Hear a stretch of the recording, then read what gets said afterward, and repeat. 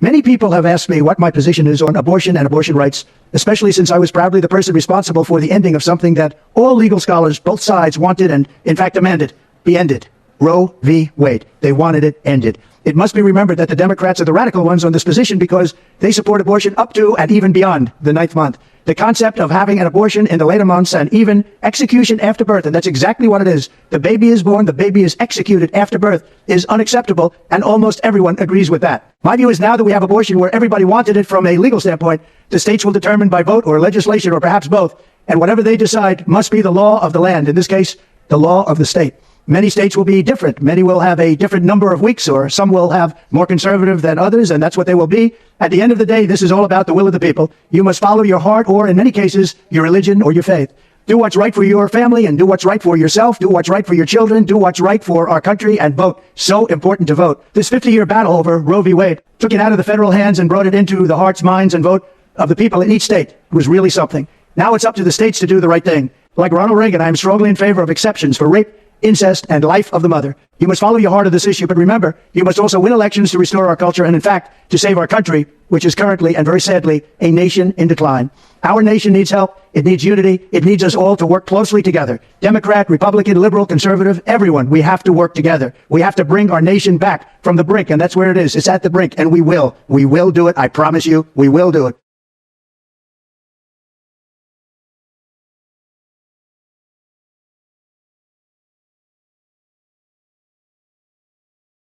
This total ban on abortion that the Arizona Supreme Court just ruled on is out of line with where the people of this state are. The issue is less about banning abortion and more about saving babies. I agree with President Trump. This is such a personal and private issue. I chose life, but I'm not every woman.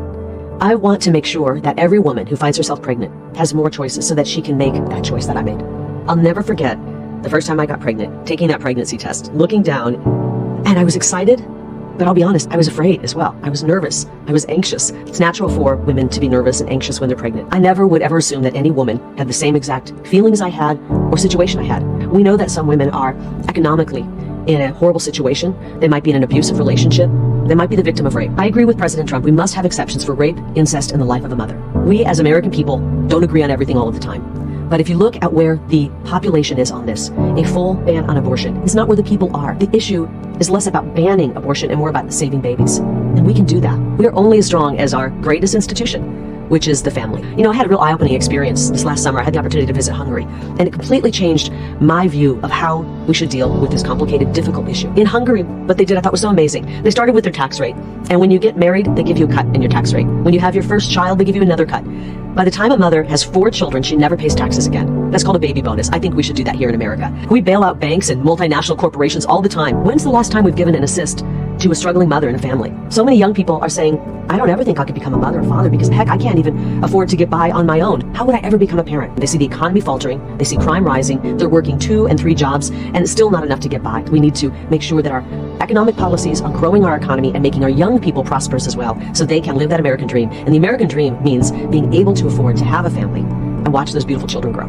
Ask any mother, no matter what she's accomplished in life, and she will say, my greatest accomplishment, my greatest achievement is being a mother. Ruby came out, she was born on a Sunday morning at 6:39 a.m.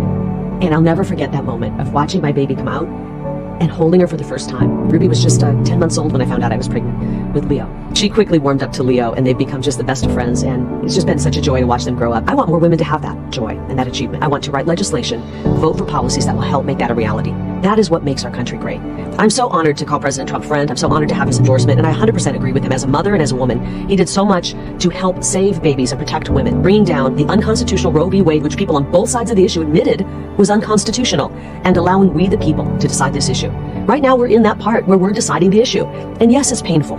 Yes, it's difficult. Yes, there are emotions that are so strong, and people are angry, and people are sad, and they're furious. This is the difficult part.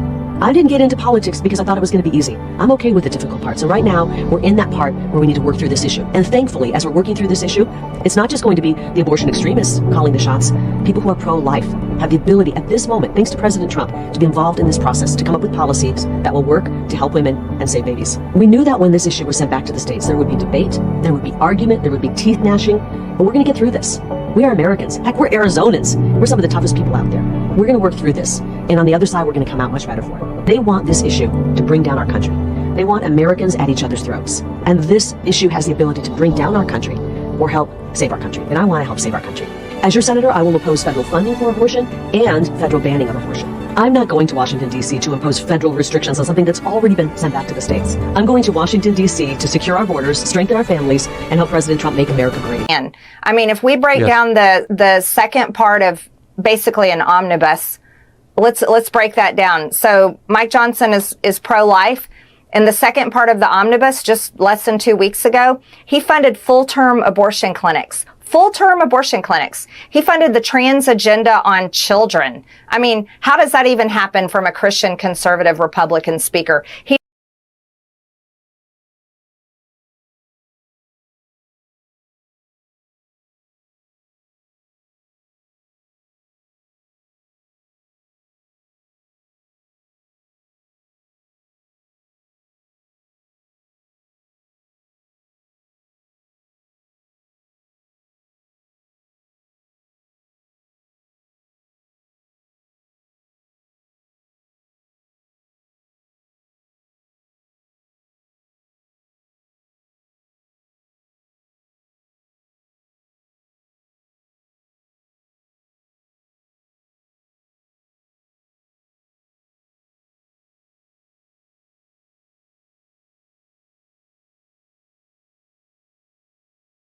Of Biden's inflation disaster. This is war on American energy, and Pennsylvania energy is our big problem.